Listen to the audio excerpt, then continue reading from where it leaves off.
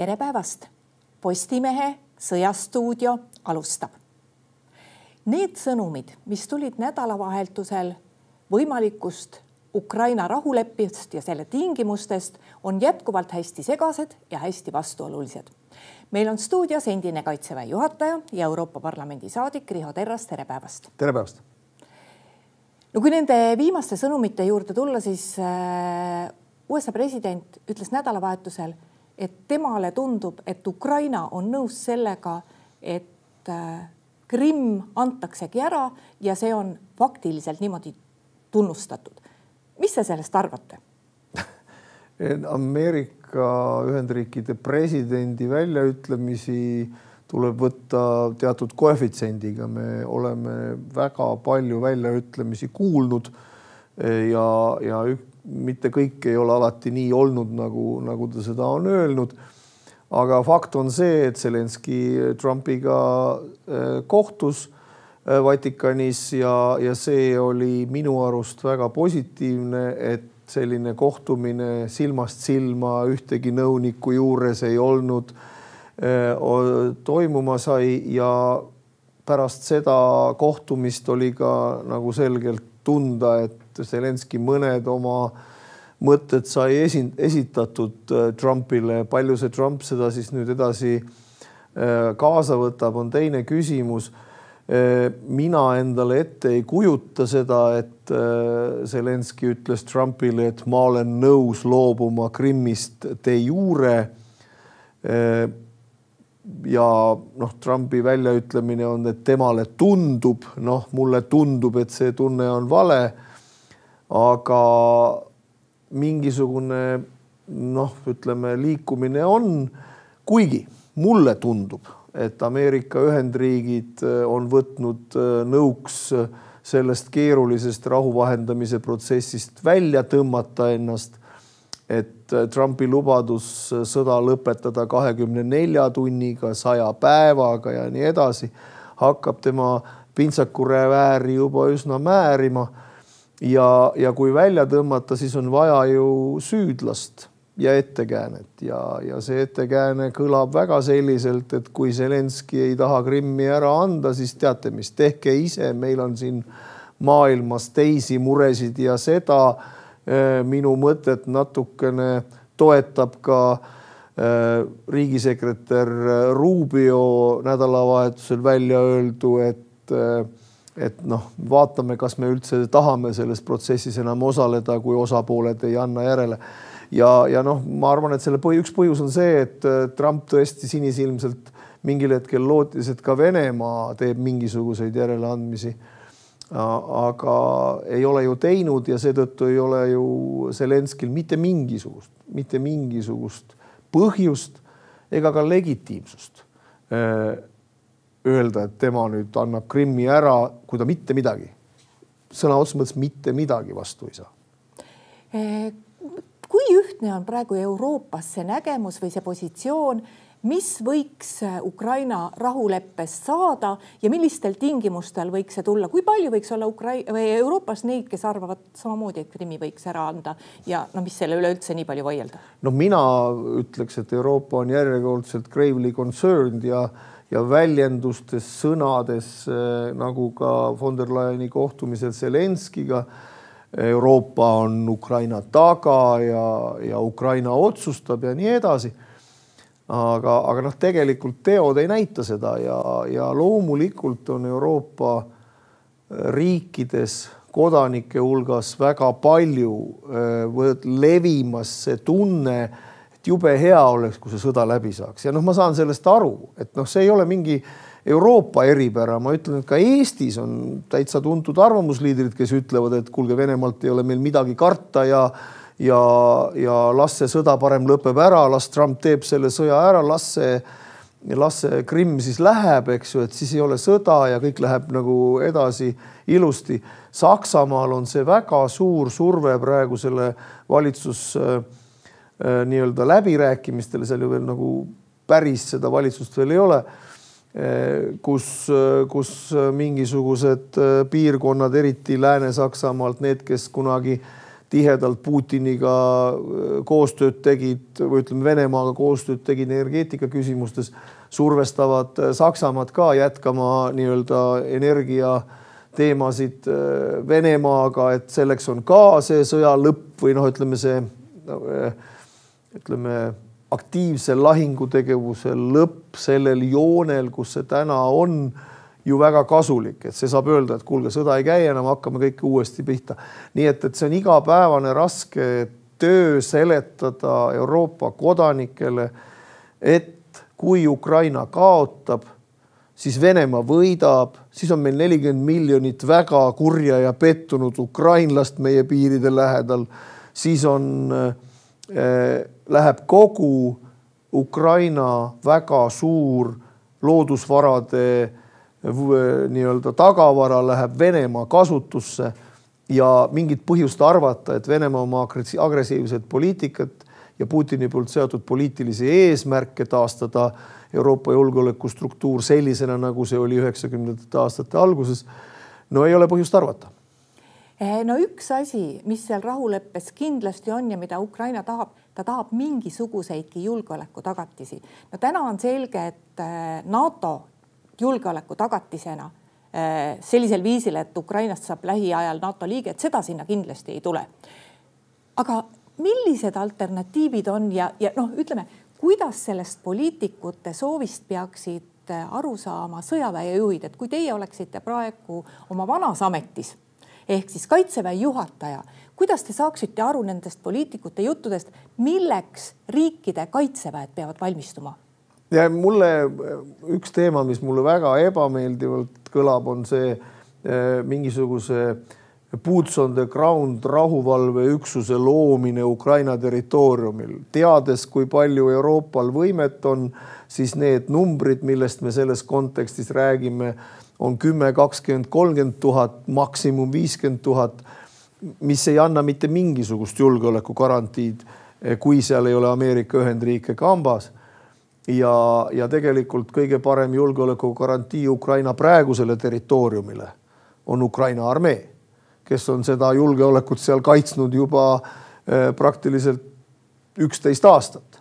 Ja loomulikult on neil raske ja nii edasi, aga see on pea 1 miljoni inimesega armee, mis seda igapäevaselt teeb. Mismoodi see 30-50 000 erinevast vormis sõdurit seda tagavad, ma seda endale ette ei kujuta. Küll aga olen ma tegelikult selle suure sõja algusest peale, ka 2022. aasta kevadest peale ja olen selleks ka avaliku kirja kirjutanud koos oma kolleegidega, et õhuruum tuleb võtta kontrolli alla. Ja seda ma näen küll, et seda suudavad Euroopa riigid täna praegu teha. Nad suudaksid seda juba praegu teha, kui nad tahaksid. Ja mitte väga palju ei pea olema selleks Ukraina territooriumil, seda saab teha ka väljaspool Ukraina territooriumit, tagada Ukraina õhuruumi kontroll, lõpetada ära venelaste ründed Ukraina tsiviilstruktuuride vastu. Selleks peaks Euroopa Liit küll võimeline olema ja natukene mingites kontekstides on näiteks britid seda ka juba öelnud, et kas see boots on the ground peab olema või tõesti peab olema võib-olla pigem mingi mere ja õhuteemaline toetus Ukrainale. Nii et neid võimalusi on jah, NATO-ga liitumist ei Ameerika Ühendriigid ei aksepteeri, mistõttu täna ei ole see võimalik, kuigi jälle igal riigil on õigus esitada selline avaldus ja siis NATO kui tervikorganisatsioon siis otsustab seda.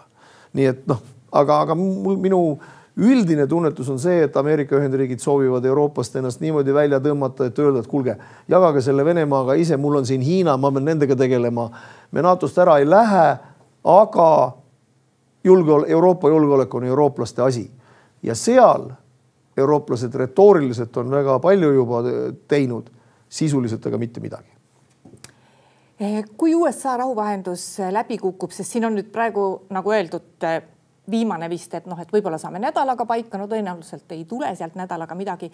Et kui see USA rahuvahendus siiski läbi kukub, kes selle üle võiks võtta? Ja kas on näiteks võimalik ka stsenaarium, et Venemaa ja Ukraina hakkavad omavahel rääkima ilma vahenduseta? No Kaja Kallas, eks ju, võiks olla ju see inimene. Aga teda ei lasta isegi ligi lähedale sinna kuskile. nii et ma ei tea, ma arvan, et Saksamaa liidukantsler võiks olla üks selline persoon, kes võiks mingisugust tahtekoalitsiooni juhtida, kes sellise läbirääkimise ka edasi tegelevad. Seda, et Venemaa ja Ukraina täitsa iseenesest sinna laua taha lähevad, ma üldse ei näe. Surve Ameerika Ühendriikidest seda võib tagada, aga kuna Venemaa ei ole näidanud ühtegi soovi, ühtegi tagasi nii-öelda omapoolset vastutulekut teha, peale selle, et öelnud, et me oleme nõus nagu relvarahuks või ajutiseks relvarahuks. Ma ei tea, kuidas eesti keeles, ajutiseks relvade vaikimiseks, siis ütleme niimoodi. Siis, ja ka seda ei ole nad ju teinud, nii et seda ma küll ei näe. Ja eks siis ameeriklased selle pealt vaatavad. Aga veel kord, ma arvan, et nädala jooksul me saame aru, et ameeriklased tahavad sealt ennast välja tõmmata. Kummal seda rahu või relvarahu või ajutist vaherahugi rohkem vaja on, kas Ukrainal või Venemaal? No Ukrainal ikka. Et kui see toetus ei ole täna enam selline, nagu ta on olnud, Ameerika Ühendriikide äralangemine tekitab sinna päris suure augu. Väga palju asju võiks Euroopa omalt poolt suurendades toetust ära teha. Ameerika Ühendriikide luuresatelliitide, Muski, Starlink ja nii edasi ja luureinformatsiooni jagamist asendada Euroopa täna saab ainult teatud määral ja seda on ka üritatud juba ja juba sellega tegeletakse. Jaapan on siin oma abi pakkunud ja Prantsusmaal on mingid võimed, need, kes on ise oma asju arendanud, aga Euroopa kogu see võimekus on nii palju Ameerikaga läbi põimunud ja nii palju Ameerika keskne ja Ameerikast juhitud olnud, et me ise ei ole seda lünka võimelised täitma. Ja ma ei näe ka, et Euroopa riigid siis päriselt nagu tahaksid suurendada seda toetust Ukrainale. Ehkki, kui keegi ütleb, et Euroopa ei ole võimeline, seda on siin väga paljud öelnud, siis maailma suuruselt 3. majandus 500 miljoni elanikuga. Ja? Ameerika Ühendriikide elanikarv teatavasti on palju väiksem. Ja 500 miljoni elanikuga ja ma arvestan siin Euroopa Liidu ja Ühendkuningriiki kokku, eks ju, üle 500 miljoni elaniku ja maailma suuruselt 3. majandus. Me räägime sellest, et me ei ole võimelised Ukrainat toetama ühe riigi vastu, mille majandus on natukene või umbes sama suur kui Hispaania majandus, eks. Ühe Euroopa Liidu riigi majandus. Siis see ei ole tõsiselt võetav. Küsimus on tahtmises. Ja tahtmine sõltub poliitikast ja poliitikud peavadki sellega tegelema.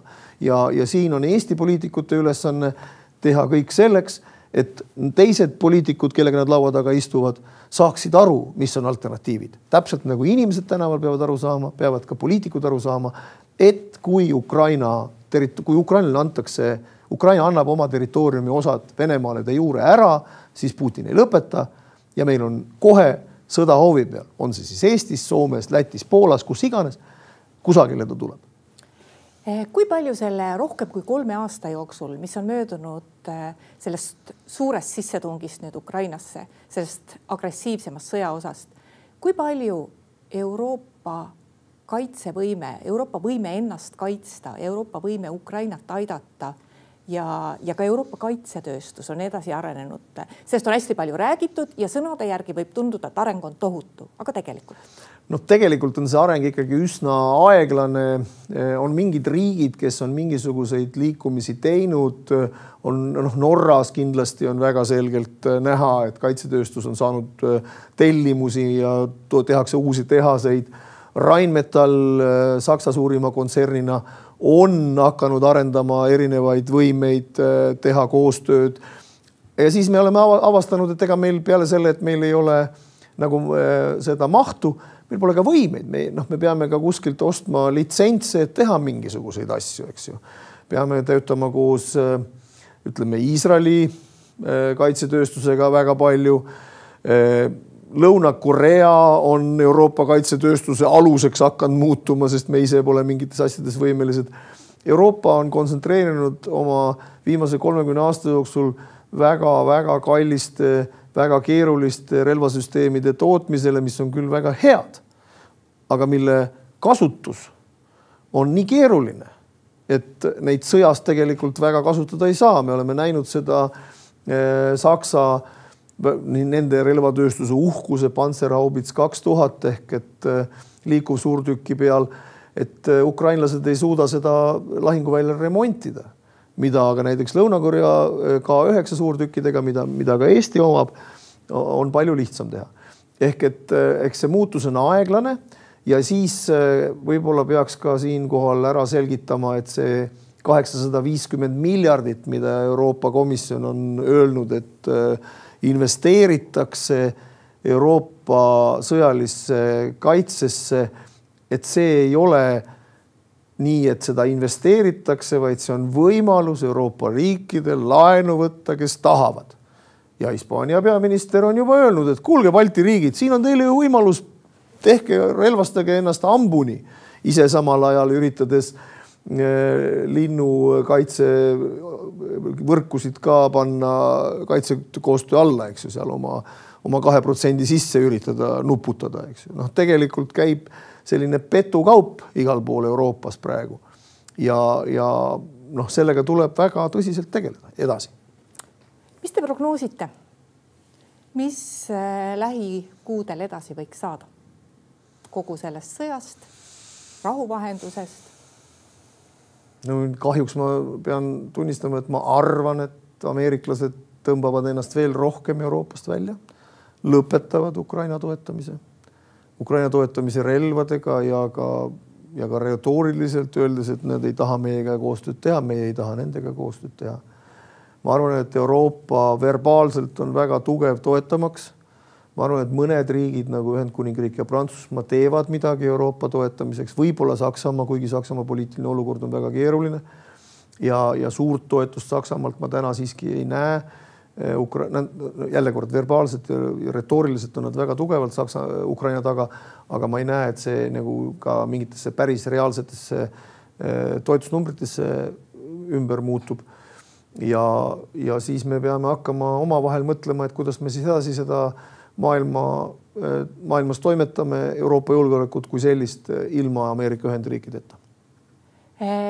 Kui palju erisusi on Euroopas selles nägemuses üldse, et kas Euroopa on võimeline välja töötama ühist nägemust selles, mis on meie julgeolek, mis on Ukraina positsioon ja nii edasi, et ka Europarlamendis on inimesi ja neid ei ole vähe, kes ikkagi arvavad, et Ukraina on Venemaa tagahoov ja see on Venemaa oma asi, mis ta oma tagahoovis teeb. Ega neid nüüd palju ka ei ole, et Euroopa Parlament on selline kummaline, kuna väga palju otsustusõigust ei ole, eriti rahvusvahelistes küsimustes, siis võib igaüks öelda väga otse välja, mis ta mõtleb, midagi see ei mõjuta. Ja seal on ikkagi kõik need Ukraina toetavad resolutsioonid väga suure häälteenamusega läbi läinud. Ehk neid ekstremiste seal paarkümmend, 30 tükki on, aga kõik ülejäänud saavad aru, et demokraatia on ikkagi tähtis ja demokraatia eest tuleb seista ja nii edasi. Palju hullemad on sellised väljaütlemised, kui nagu näiteks Poola president, kes ütleb, et anname Krimmi ära. See mõjutab kohe Poola elanikkonda, hakkab kohe kuulama teda. Muidugi see oli ka sisepoliitilise võitluse üks väljaütlemine, aga sellegi poolest, et see on palju raskem. Eriarvamusi on loomulikult, aga Trump on oma käitumisega esimest korda, ma arvan, mitte Gruusia, mitte Ukraina või Krimmi annekteerimine 2014 ega ka isegi mitte 22. aasta veebruari suure sõja algus ei ole Euroopat nii mobiliseerinud julgeoleku küsimustes nagu üheskoos koostööd tegema, kui seda on teinud Trump oma väljaütlemistega Euroopa julgeoleku kohta. Nii et teatud lootus on, et äkki Euroopa tõmbab jalad kõhu alt välja, sest ma ei arva, et ameeriklased päris ära lähevad. Ma arvan, et nad ei lähe selles mõttes ära, et nad jäävad NATO-sse, nad ütlevad, me teeme siin Põhja-Atlandi teemal, et me teeme siin Põhja-Ameerikat, kui me just Kanadat ei ründa vahepeal, aga mingi umbes niuke asi. Ja teie tehke siis Euroopat ja siis meie tegeleme Hiinaga. Ja nüüd on see küsimus, kuhu Euroopa ennast paigutab selles Hiinaga võitlemise teemal, sest ega see ei ole ka iseenesest mõistetav, et kõik Euroopa riigid ja eriti Euroopa Liit tervikuna nüüd kohe hakkab ka Hiinaga suurde laia konfrontatsiooni minema olukorras, kus meie majandus ikkagi väga palju sõltub Hiinast.